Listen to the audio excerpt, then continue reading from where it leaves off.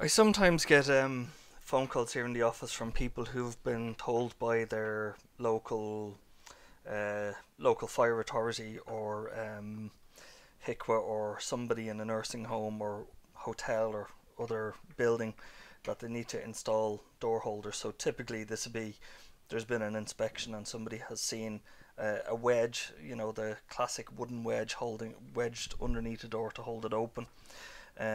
And they're told that this isn't acceptable because they're fire doors and it's to do with the compartmentation in the building.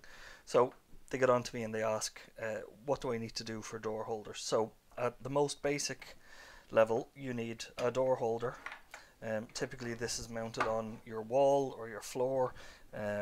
There's different brackets and all of that. There's separate videos on all of these products for how you actually mount them, but I just want to go through the most basic aspect of this. So you need the door holder, you need the retainer, which will either typically go on your door or on the floor bracket, and that is what the door swings shut and closes onto the holder like that, and that's it. That's your door holder. Now you need a power supply, because this one here is a 24 volt unit, so you need a power supply for that. So you need mains into this and then low voltage out to, or extra low voltage out to your actual door holder unit, and effectively that's a door holder, the power supply and the door holder.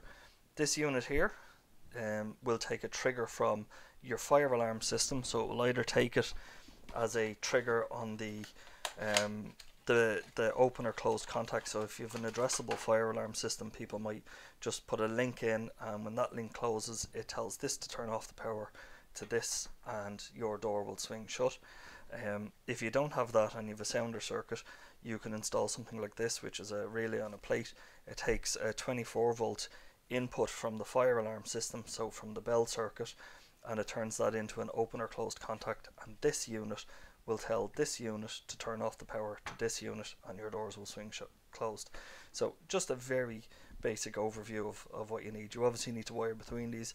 This will take mains and then a link from the fire alarm system, and then a low voltage cable out to your actual door holder. I hope that goes some way to clarify what you actually need for a door holder system.